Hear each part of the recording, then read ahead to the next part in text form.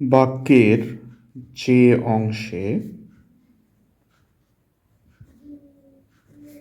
একটি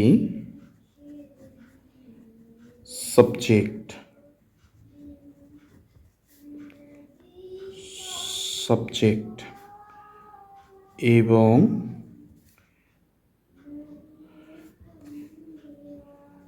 একটি ফাইনাইট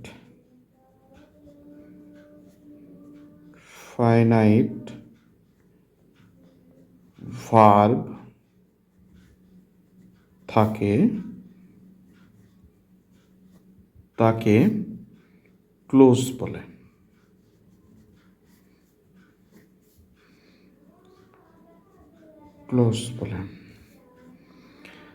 এখন যে বিষয়টি ভালো করে খেয়াল করতে হবে যে ক্লোজ হওয়ার জন্য দুইটা বিষয় মাথায় রাখতে হবে। বাক্যের মধ্যে একটা অংশ হতে হবে, অংশের মধ্যে একটা সাবজেক্ট এবং একটি ফিনাইট ভার্ব থাকতে হবে। তাহলে যেমন দেখো যে if you read more, you will pass. You will pass. এখানে দেখো টোটালটা একটা sentence. If you read more, যদি তুমি বেশি পড়ো, ইউ উইল পাস, তুমি পাস করবে। এটা একটা বাক্য, কারণ টোটাল বিষয়ে একটি একটা জিনিসকে কিন্তু ইন্ডিকেট করছে।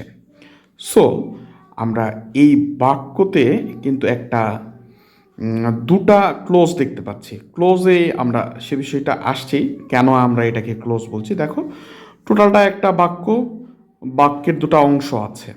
এটা প্রথমের দিকে আছে, এজন্য এটা প্রথম অংশ, আর এটা দ্বিতীয়তে আছে, তাহলে এটা দ্বিতীয় অংশ। আমরা এভাবে লিখতে পারি যে এটা ফার্স্ট পার্ট,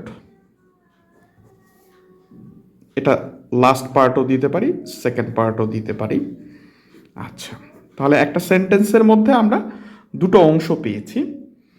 প্রথমে যেটি আছে সেটি ফার্স্ট পার্ট, আর দ্বিতীয়তে যেটা আছে সেটি কিন্তু সেকেন্ড পার্ট আমরা ধরেছি। তাহলে ফার্স্ট পার্টে তুমি খেয়াল করো, আমরা ফার্স্ট পার্টে দেখব। দেখো ইউ একটা সাবজেক্ট আছে আর রিড একটা ভার্ব আছে। তাহলে ফার্স্ট পার্টে একটা সাবজেক্ট, একটা ভার্ব আছে। ইউ হচ্ছে সাবজেক্ট আর রিড হচ্ছে ভার্ব। তার মানে হচ্ছে আমরা কিন্তু এর আগে কিন্তু পড়েছিলাম বাক্যের যে অংশে, তাহলে বাক্যের এটা একটা অংশ, ফার্স্ট পার্ট মানে হচ্ছে প্রথম অংশ। এই অংশে কি আছে? সাবজেক্ট এবং একটি ফিনাইট ভার্ব থাকে। তাহলে একটা সাবজেক্টও আছে, একটা ফিনাইট ভার্বও আছে, আর বাক্যের এটা একটা অংশ। সো এটাকে আমরা ক্লোজ বলবো। আমরা ক্লোজের বিগিনিং যে লেটার আছে সেটা সি দিলাম। আবার সেকেন্ড পার্টে তুমি যদি আসো, তাহলে একটা সাবজেক্ট পাবা, দেখো ইউ, আর ভার্ব হচ্ছে পাস। তাহলে সেকেন্ড পার্টেও কিন্তু আমরা একটা সাবজেক্ট পেয়েছি আর একটা ভার্ব পেয়েছি। সো এখানে কিন্তু তাহলে একটা ক্লোজ হয়ে যাচ্ছে, সেকেন্ড পার্টও কিন্তু একটা ক্লোজ হয়ে যাচ্ছে, বিকজ আমরা একটা সাবজেক্ট পেয়েছি, একটা ভার্ব পেয়েছি। তাহলে এটাও একটা ক্লোজ হয়ে গেছে। তাহলে কোনটা কোন ক্লোজ, এখন সেটা কিন্তু আমাদেরকে খেয়াল করতে হবে। যেহেতু এখানে ইফ ইউ রিড মোর, এটাকে আমরা রিপিটেশন করলেও কিন্তু কোনো মানে আক্ষরিকভাবে কিন্তু পূর্ণাঙ্গ একটা অর্থ বুঝতে পারছি না। ইফ ইউ রিড মোর, যদি তুমি বেশি পড়ো, তাহলে টোটাল বিষয় কিন্তু বোঝা যাচ্ছে না।